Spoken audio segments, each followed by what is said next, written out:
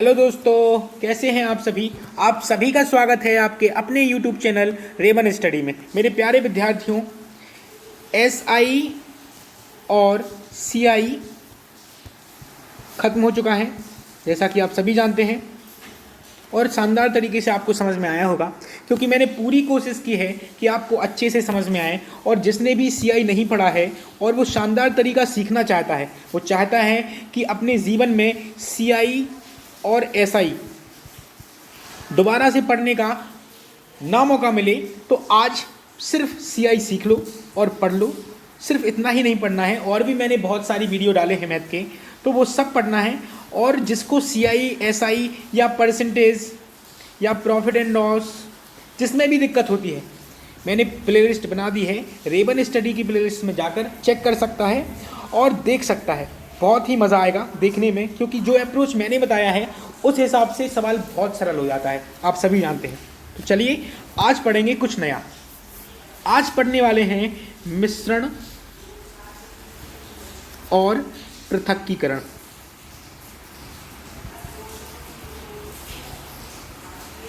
ठीक है, इसको बोलते हैं मिक्सचर, MIXTURE। ऐसे अंग्रेजी का मैं मास्टर नहीं हूँ, फिर भी देख लीजिए। और ये होता है एलिगेशन।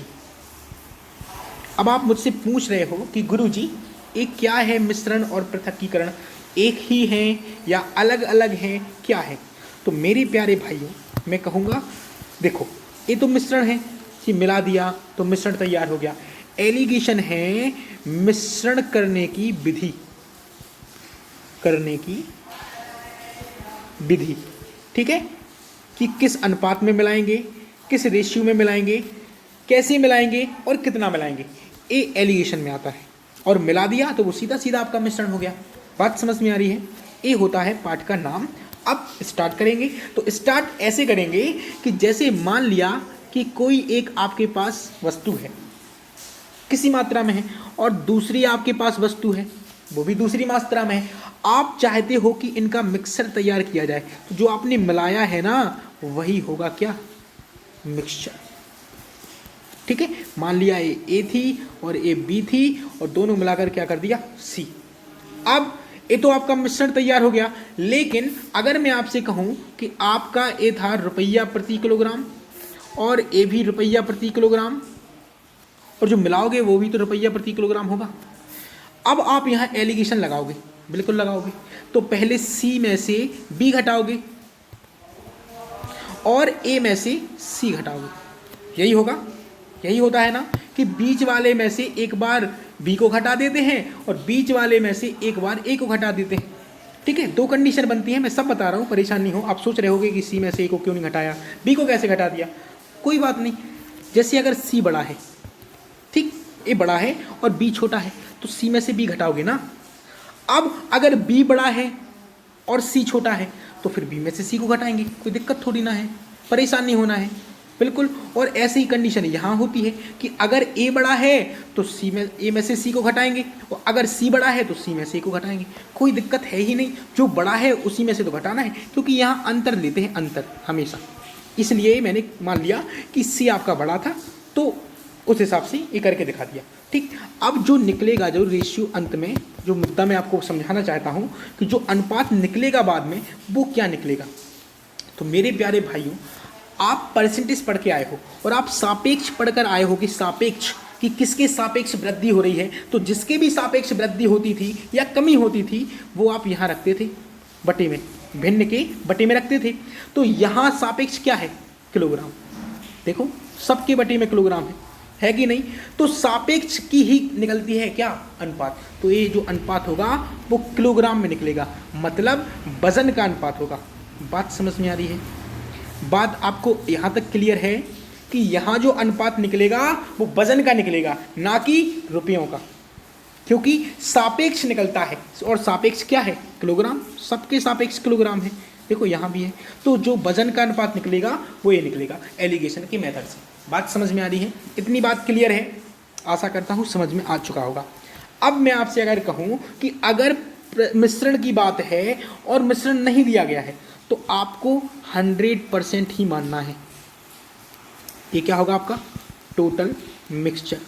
इतनी बात आप याद रखिए कि अगर मिश्रण नहीं दिया गया है और मिश्रण आपको मानना है तो कितना मानेंगे, 100%। क्लियर है यहाँ तक? ये बात मैं आपको समझाना चाहता था और ये आपने नोट कर ली होगी, अपने दिमाग में अपनी कॉपी में लिख ली होगी। अब इससे आगे समझेंगे।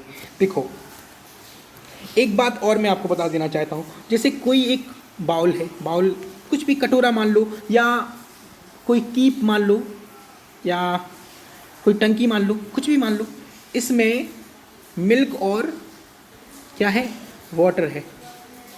ठीक है, मिल्क और वाटर है, दोनों है। मिल्क और वाटर का रेशियो है 3:1। ठीक, ध्यान से समझना। अब मैंने इसमें से कुछ मिश्रण निकाल लिया, मिक्सचर क्या किया मैंने, निकाल लिया। तो जो अनुपात निकलेगा होगा, निकलने के बाद होगा मिल्क और वाटर का, जो निकाला है मिश्रण उसमें मिल्क और वाटर का अनुपात क्या होगा, ये मेरा सवाल है आपसे। अब आप दिमाग लगाओ। तो देखो मेरे प्यारे विद्यार्थियों, देखो जब यह एक बर्तन में था तो 3:1 था मिल्क और वाटर, लेकिन जो आप निकालोगे तब भी 3:1 में ही रहेगा, ये बदलता नहीं है।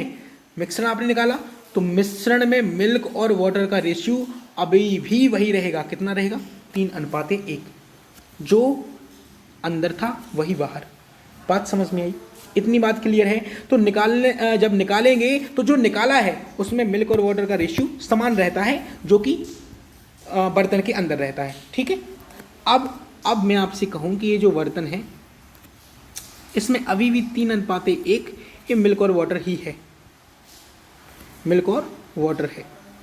ठीक है, अब मैंने बोला कि मैं दूध और पानी का मिश्रण लेके आया, मिश्रण लेकर आया और इसमें मिला दिया, तो क्या जो हम मिलाएंगे वो भी 3:1 होगा, मिल्क और वाटर का रेशियो? सोचो सोचो, दिमाग लगाओ। नहीं होगा, क्योंकि मिलाने पर नहीं है, लेकिन हाँ निकालने पर है। निकालने पर सेम रहेगा, जो मिल्क और वाटर का अंदर था वही बाहर रहेगा। लेकिन अगर मिलाने पर की बात हो कि हम बाहर से लेकर आ रहे हैं और मिला रहे हैं तो सेम नहीं होगा। बात समझ में आ रही है? क्लियर है? यहाँ तक बात समझ में आ गई? समझ में आ गई तो फिर चलते हैं सीधा सवाल की ओर, क्योंकि सवाल ही आपकी कन्फ्यूजन को दूर कर सकते हैं। बाकी आप कितना भी समझ लीजिए, आप यही कहेंगे कि हाँ हाँ ये हो गया, ये हो गया। सवाल लगाएंगे फिर से जीरो, तो सवाल में जो भी मिलता जाएगा वहाँ कॉन्सेप्ट में आपको बताता जाऊँगा। ठीक है, तो पहला सवाल कहता है कि एक मिश्र धातु में 13% क्या है, कॉपर। 195 किलोग्राम कॉपर प्राप्त करने के लिए कितनी मिश्र धातु होनी चाहिए? मेरे प्यारे विद्यार्थियों, मिश्र धातु में 13% है कॉपर, मान लिया कि X है मिश्र धातु। ठीक है, अब कॉपर तो 13% ही रहना है, तो 13% कितना होता है X का, X गुना 13/100। अब कॉपर चाहिए कितना, 195 किलोग्राम। आपको कॉपर 195 किलोग्राम चाहिए, लेकिन मिश्र धातु में तो 13% ही कॉपर मिल रहा है, तो मिश्र धातु का 13% बराबर 195 की, यही तो कॉपर की मात्रा होगी। बोलो हाँ या ना? होगी ना? तो आप 13 से काट सकते, 13 एकम 13 और 13 पन्ना 65, X बराबर आ गया 1500 किलोग्राम। कुछ है ही नहीं सवाल में, यहाँ ढेर हो गया सवाल, और बी ऑप्शन आपका एकदम से सही हो गया। कुछ पूछा ही नहीं था, सीधा तो दिया कि 13% कॉपर है और कॉपर की मात्रा कितनी है, 195 किलोग्राम, तो X का मान आ गया 1500 किलोग्राम। ठीक है, मिश्र धातु 1500 किलोग्राम होनी चाहिए, तभी उसका 13% 195 किलोग्राम कॉपर प्राप्त होगा। बस अगला सवाल, 8 रुपये प्रति किलोग्राम कीमत वाली 10 किलोग्राम गेहूं को 10 रुपये प्रति किलोग्राम कीमत वाली 15 किलोग्राम गेहूं के साथ मिलाया जाता है। संपूर्ण कीमत की औसत कीमत क्या है? देखो वैसे तो ये मिश्रण का सवाल है, लेकिन औसत कीमत पूछी है तो औसत के हिसाब से लगाएंगे, परेशान बिल्कुल भी नहीं होना है। अब औसत के हिसाब से कैसे लगाएंगे गुरुजी? तो औसत देखो क्या होता है मेरे प्यारे भाइयों, 1 किलोग्राम की कीमत है 8 रुपये और 10 किलोग्राम है, तो कुल कितने हो गए, 8 गुना 10, 1 किलोग्राम 8 रुपया के, तो 10 किलोग्राम कितने के, 8 गुना 10 के, रुपए हो गए, रुपए की बात हो रही है। अब 10 रुपये प्रति किलोग्राम मतलब 1 किलोग्राम 10 के, तो 15 किलोग्राम कितने के, 10 गुना 15 के। औसत कैसे निकालते हैं, कुल कीमत बटे कुल किलोग्राम कितने थे, 10 किलोग्राम और 15 किलोग्राम, तो कितना आएगा 25। बटे। अब 10 अट्ठे 80, 15 धाम की 150, 150 और 80 कितना होता है 230, होगा कि नहीं होगा, बटे 25 कितना होगा 25 नम्मा 225 और 25 दूनी 50 रुपए प्रति किलोग्राम। खत्म काम। बी ऑप्शन आपका एकदम से सही हो गया, कुछ नहीं बचता है यहाँ सवाल में और सवाल यहाँ खत्म हो गया। ऐसे लगाना था, देखो औसत कीमत की बात थी इसलिए औसत के हिसाब से लगाया बस। अगला सवाल, अगला सवाल आपके सामने है और बोला गया है कि 40 लीटर के मिश्रण में दूध और पानी है, ठीक है, यदि इसमें पानी की मात्रा 10% है, देखो 40 लीटर है, ठीक है ना। अब 40 लीटर का मिश्रण है, इसमें मिल्क है और वाटर है, मिल्क है और वाटर है मेरे प्यारे विद्यार्थियों, और 10% है मिल्क, सॉरी वाटर दिया क्या, हाँ कोई बात नहीं, वाटर दिया ओनली 10%। अगर 10% क्या है वाटर है तो मिल्क कितना होगा 90%। मेरे प्यारे विद्यार्थियों सीधा सीधा लॉजिक बताओ, मैंने क्या बोला था, अगर प्रतिशत की बात हो रही है तो 100% लेकर चलना है, बस कुछ सोचना ही नहीं है। तो अगर 10% वाटर हो गया तो 90% दूध होगा, बोलो हाँ या ना, होगा ना। तो अब 40 का 10% निकालेंगे तो वाटर कितना आएगा 4 लीटर और मिल्क कितना आएगा मेरे प्यारे विद्यार्थियों 36 लीटर, ठीक है। ये तो हो गई मात्रा। अब बोला गया है कि पानी की मात्रा 20% बनाना है, जो पानी है वह कितना करना है 20%, तो इसको करना है 20%, तो दूध आपका कितना बचेगा 80%, बोलो हाँ है ना। अगर पानी 20% करना है तो दूध आपका 80% होना चाहिए, बोलो, क्योंकि 100% आपको मान के चलना है। मैंने क्या बोला अभी आपको, बात समझ में आ गई। अभी आप देखो कि पानी मिला रहे हैं, पानी मिला रहे हैं, लिखा कि कितना पानी मिलाया जाए, तो मेरे प्यारे विद्यार्थियों दूध से तो छेड़खानी करनी नहीं है, बोलो हाँ या ना। करेंगे क्या दूध से छेड़खानी, बिल्कुल नहीं करेंगे। क्यों करेंगे, जब दूध मिलाना ही नहीं है और सिर्फ पानी मिलाना है तो पानी ही मिलाएंगे, दूध क्यों मिलाएंगे। अब दूध कितना है 80%, तो देखो अगर 80% दूध है तो देख लो 80% बराबर कितना है 36 लीटर, क्योंकि देखो दूध नहीं बदलेगा, बात समझिए आप ध्यान को। अब निकाल लो यहाँ से 100% बराबर, तो कितना आएगा 36/80 और गुणा 100, तो 20 चौका 80 और 20 पंचे 100 और 4 नम 36, 9 पाना 45 लीटर। ये क्या आ गया 100% क्या था, कुल मिश्रण आ गया 45 लीटर का। पहले मिश्रण कितना था 40 लीटर था ना, अब मिश्रण कितना हो गया 45 लीटर। तो ये जो 5 लीटर बढ़ा है ना, ये 5 लीटर ये क्यों बढ़ गया, क्योंकि पानी मिलाया गया है। तो कितना पानी मिलाया गया 5 लीटर, यही तो पानी निकल के आया है, बोलो हाँ या ना, बोलो हाँ या ना। बी ऑप्शन आपका बिल्कुल सही। बस सोचो समझो और लगाओ कि दूध जब बढ़ाना ही नहीं है मिलाना ही नहीं है तो दूध हम क्यों मिलाएंगे मेरे प्यारे विद्यार्थियों, मिलाएंगे ही नहीं। तो इसीलिए तो 80% के बराबर 36 लीटर रख दिया, 100% निकाल लिया, तो 100% आया कितना 45 लीटर। पहले 40 लीटर का मिश्रण था, अब 45 लीटर का हो गया, 5 लीटर बढ़ गया। क्यों बढ़ा, क्योंकि पानी मिलाया गया। तो कितना मिलाया गया 5 लीटर, क्योंकि दूध तो मिलना नहीं है, खत्म बात। अगला सवाल, अगला सवाल कहता है मेरे प्यारे विद्यार्थियों, एक चीनी और पानी के 3 लीटर के मिश्रण में, देखो 3 लीटर का मिश्रण है, ठीक है, इसमें 60% चीनी है, तो 60% क्या है शुगर है, चीनी, मेरे प्यारे विद्यार्थियों। और 60% अगर चीनी है तो 40% क्या होगा पानी, क्योंकि चीनी और पानी का मिश्रण है तो 40% पानी हो मेरे प्यारे विद्यार्थियों, होगा कि नहीं होगा, हो जाएगा ना। अब 3 लीटर का 60% निकालेंगे तो आप कहेंगे कि गुरुजी 1.8 हो जाएगा, और 1.8 लीटर क्या है चीनी, 1.8 अगर चीनी है तो 3 लीटर का 40% निकालो तो आप कहेंगे गुरुजी 1.2 लीटर पानी है कि नहीं, बोलो मेरे प्यारे विद्यार्थियों।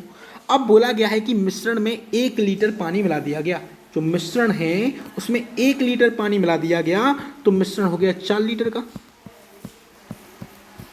हो गया ना। तो नए मिश्रण में चीनी का प्रतिशत बताओ। देखो चीनी तो नहीं बदलेगी, चीनी तो उतनी ही रहनी है। तो 1.8 लीटर कितनी है, 4 लीटर की। यही तो पूछा गया मेरे प्यारे विद्यार्थियों। अब तो खत्म ही हो गया। देखो तो 180/4 हो जाएगा और बराबर में आ जाएगा 45 लीटर, सॉरी प्रतिशत आएगा, माफ कीजिए, क्योंकि 100 से गुणा कर रहे हैं ना तो प्रतिशत आएगा। बी ऑप्शन आपका सही हो जाएगा। कुछ है ही नहीं सवाल में। अगला सवाल देखो, 60 रुपये प्रति किलोग्राम और 65 रुपये प्रति किलोग्राम वाली चाय को किस अनुपात में मिलाया जाए कि मिश्रण को 68.20 रुपये प्रति किलोग्राम में बेचने पर 10% का लाभ हो। मेरे प्यारे विद्यार्थियों, एक की कीमत है 60 रुपये प्रति किलोग्राम, दूसरे की कीमत 65 रुपये प्रति किलोग्राम। एक कीमत है क्या है, सीपी, और ये भी सीपी। तो यहाँ भी आपका सीपी ही होना चाहिए, मतलब क्रय मूल्य, लेकिन यहाँ तो बेचने पर विक्रय मूल्य दिया। तो देखो 10% का लाभ हो रहा, 10% फ्रैक्शन में कितना होता है, 1/10। आपने परसेंटेज अभी अभी खत्म किया है तो आपको पता होगा कि 10 अगर सीपी है तो 11 आपका एसपी होगा मेरे प्यारे विद्यार्थियों। तो ये 11 जो एसपी है वो बराबर है 68.20 रुपये की। तो एक रेशियो का मान निकाल सकते हैं आप यहाँ से। एक बराबर कितना आएगा बताइए, 11 × 6 = 66 और 6.2। जब एक रेशियो बराबर 6.2 तो हम निकालेंगे कितना, 10 रेशियो बराबर कितना आएगा, 62 आ जाएगा ना। तो बीच की वैल्यू आ गई 62। खत्म काम। अब तो लग ही गया, एलिगेशन लगा दो। 65 में से 62 गए तो 3 बचा, और 62 में से 60 गए तो क्या बचा, 2। बोला था ना मैंने कि जो बड़ा है उसमें से घटाना है। देखो घटा दिया तो 3:2। ये मैंने क्या बोला था कि हमेशा वजन में अनुपात आएगा, तो किस अनुपात में मिलाया जाएगा, 3:2। ए ऑप्शन आपका एकदम से सही। खत्म, सवाल ने घुटने टेक दिया आपके सामने। तो शानदार तरीका अपनाओ और शानदार तरीके से सवाल को लगाओ, ठीक है। और भी सवाल लेकर आऊँगा, आज इतने ही लाया था, कॉन्सेप्ट आपको बताना था, समझाना था। तो बिल्कुल धीरे धीरे आगे बढ़ते हैं, जैसा कि पिछली कुछ वीडियो में करते चले आ रहे हैं कि पहले 0 फिर 1 2 3 ऐसे ही गिनती बढ़ाते हैं। तो बढ़ाएंगे लेवल की, कोई दिक्कत नहीं है, 0 से लेकर हीरो बना देंगे। चलते हैं ख़त्म की ओर, और वीडियो हो गया है यहाँ ख़त्म। फिर मुलाकात होगी, तब तक के लिए नमस्कार।